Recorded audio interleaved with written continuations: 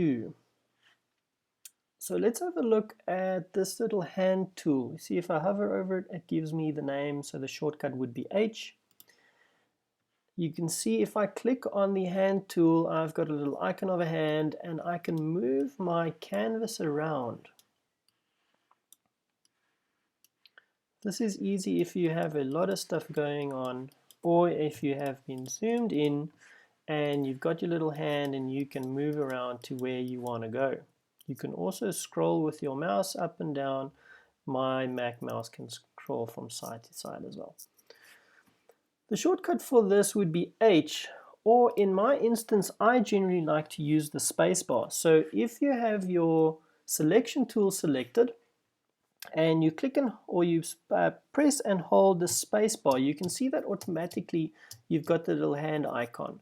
If I hold my spacebar in and I click and hold, you can see how I grab and I can move around. This is generally what I do. The second tool would be the zoom tool. So you'll see that the shortcut for that would be Z. So if I press Z on my spacebar, I've got my zoom tool. Now first off, you can see that within that little zoom tool, I've got a plus sign. This means that if I click, I am going to zoom in. You can see how I'm zooming in. If I want to zoom out on my keyboard, I press Alt, the Alt key, and you can see how that plus changes to a little minus. If I press and hold the Alt key, I'm going to zoom out. You can also see that on the bottom left hand side, I've got a 100% little icon over here, and I've got a drop down menu. If I click on that little triangle, you can see that it gives me various options of how much I want to zoom in or zoom out. If I want to zoom out, obviously it's going to be a smaller percentage, or if I want to zoom in, it's going to be a larger percentage. Or you can go to 100%, which is going to show you the whole canvas. If we look at my stroke, so I'm going to delete this little idea that we had. I'm going to use my pen tool and I'm going to draw something else.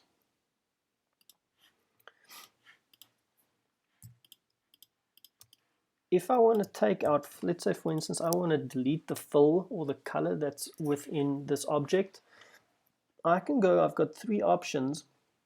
I can choose color, I can choose a gradient, or I can choose none. So if I choose none, so remember I have to click on the actual fill, not the stroke. So the fill is something that I'm going to be changing, and I have to use my selection tool to select the object. I'm going to select my fill and I'm going to select none. So this means that I have got no color in there. I'm going to select with my selection tool again my stroke. Right, so this is the outline of the object. What I want to do is I want to change the weight of the stroke. So I can either do it in my appearance window. Now remember, to get your appearance window, you go to window and you have appearance, or I can have stroke. So same thing, window and stroke right there. So either way you can change it. So with my object selected, I'm going to change the weight of my stroke. So you can see that I've got 1 point, 2 point, 3 point, and 4 points. And automatically that changes the width of my stroke. Now we get to cap. You can see that I've got a hard edge cap over there. So which is it's called a butt cap. I can change it to a round cap. You can see how I can change, although it doesn't show.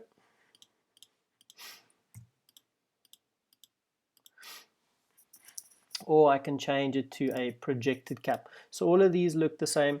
Sorry, this is actually for something different. This is for the corner, so I can change it to the round join, meter join, or bevel join. Right, there we go. This is what I was looking for. The one that I spoke of was that. Okay, there we go. So the cap would be the edge of a line that doesn't, it isn't closed off.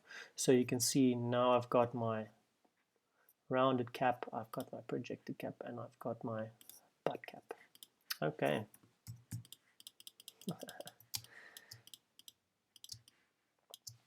Right, so now we've got two items and we want to align them to something.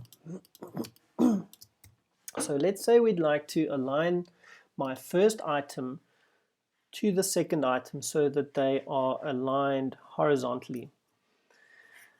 You can see that I've got options in my align window. Again, I can go to my window and align so that this little option pops up. I can align these to horizontally left, center, or right. I can also vertically align them. I can also distribute these objects. Now we will get to more of them in detail. So first of all, we want to do is, let's say we want to horizontally align. So for this instance, I'm going to have, let's go through this little object as well. So before we do the align, I'm going to jump back a little bit. So I'm going to use the tool, the rectangle tool. Again, if I click and hold, I have the option of a rounded rectangle, ellipse tool, polygon, star, all of those things. So first off, I'm going to do a rectangle tool. So click on that rectangle tool, and it's going to give me the option to create a rectangle. If I hold in shift, so I'm going to press and hold shift, it's going to give me a precise square. Same thing if I click and hold and I'm going to the ellipse tool, I'm going to click and it's going to give me an ellipse, but if I press and hold my shift, it's going to give me a perfect circle. Now we will do this, we will use this when we are going to be creating buttons to create perfect circles. So let's say, for instance, I've got these two items and I want them to align. So first off, we are going to horizontal align left. So you can see, boom. But now something random happened. It's actually aligned to the artboard and not just to each other. They've aligned to each other, but mostly they've jumped to the edge of the artboard. So you'll see that it asks you at the bottom of this little window where you want to align it to. So you can press a drop down button and it says align to selection, which is then going to be the two items, or it's going to be aligned to artboard. So if, for instance, I wanted to align this circle horizontally to the artboard and then vertical align center. So this is the precise center of this artboard, but it's got nothing to do with my little square.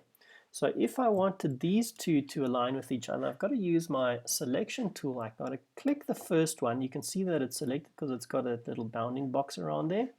I have to press and hold shift on my keyboard and I have to click on my second item. Now you can see that both of them have been selected as my bounding box goes over both of them.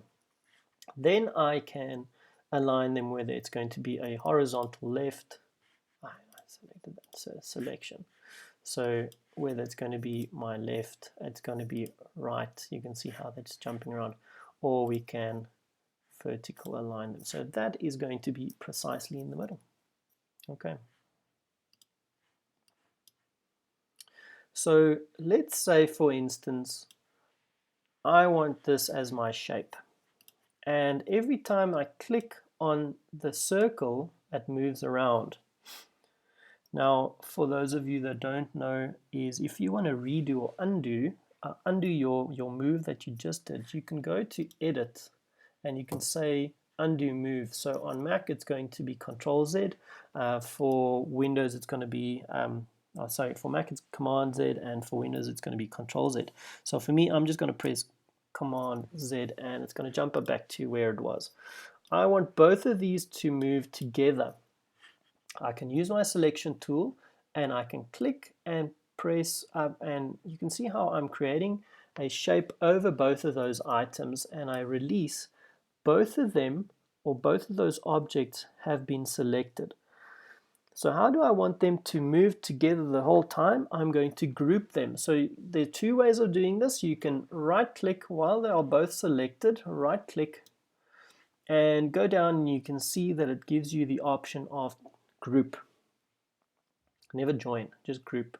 So I can either press group over there, or what I can do is I can select both, and with the shortcut it is on my side, on a Mac side, it's going to be Command G, or on Windows side, it's going to be Control G. So I'm going to press my side Command G, which is the same as right-click group. Now you can see I can select the one, and if I select one item, both are being selected. I can always ungroup them over there. So now it means that if I select the inside circle, both the circle and the square are going to move. So what do I do if I want this little object to be larger? There are two ways of doing this. So first off, you have to select the selection tool. Always, if you're using something and you're not changing something small or specific, you have to use the selection tool. If I wanted to change one specific anchor point, I would have used the direct selection tool. So selection tool we'll be using. We have to select that object. The first way of doing it would be going to transform. So transform, you can see it gives you a lot of options. Now this is going to be W and H, which is my width and my height. So I can change my width to, let's say, 100. And because they are not locked, it's going to look like that. Whereby if I had my little constraint, I'm just going to undo.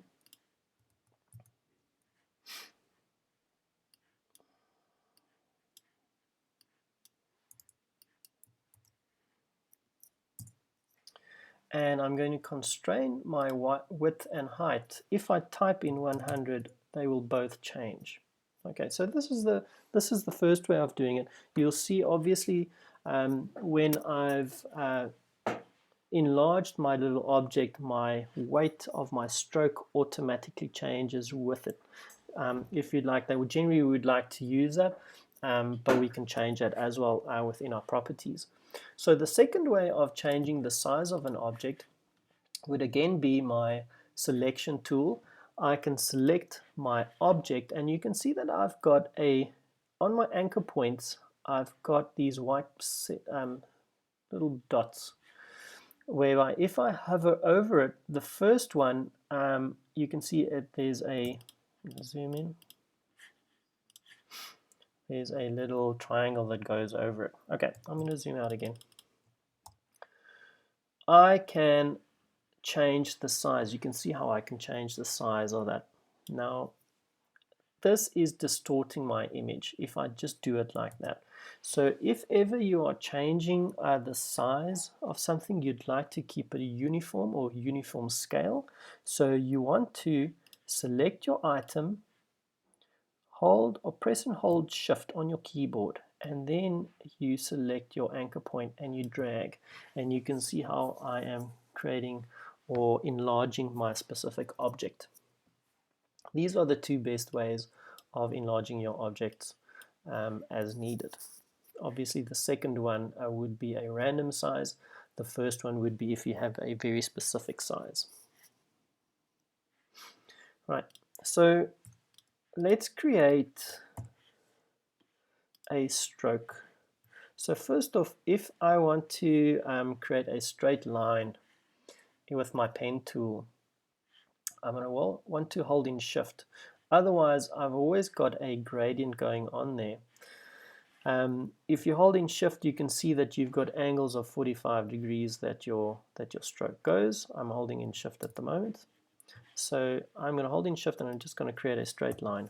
You can see my stroke is extremely large, so I'm just going to go to Stroke, Weight, or I can go to Path over there. It's the same thing. And I'm going to change it to 1 point. I want to create a dashed line. How do I do that? Well, first off, again, I need to have my selection tool selected.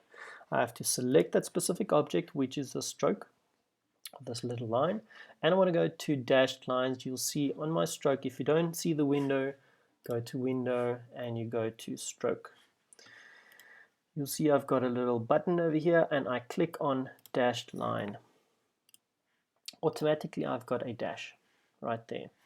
Now this is the size of the dash and this is the size of the gap. So the dash would be that little part there and the gap would be that part over there. So you just have to fill in the first two. So let's say my dash is 12 and I have to obviously have it selected, and my gap is, let's say, 30, you can see that difference where we go.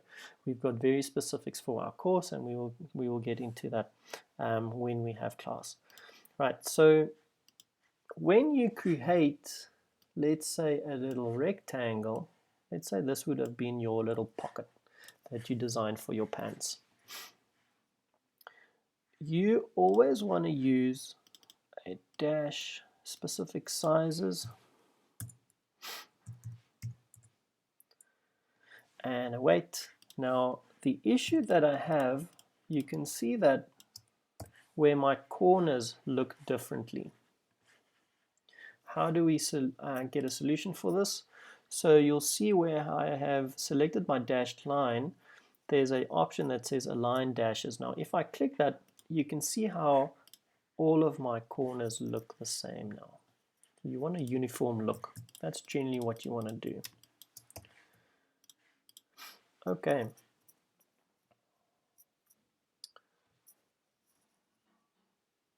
So this is generally the second video on your overall tools that we will be using. Our next video will be specific to the pen tool, as the pen tool will be the tool that we will be using most in the course.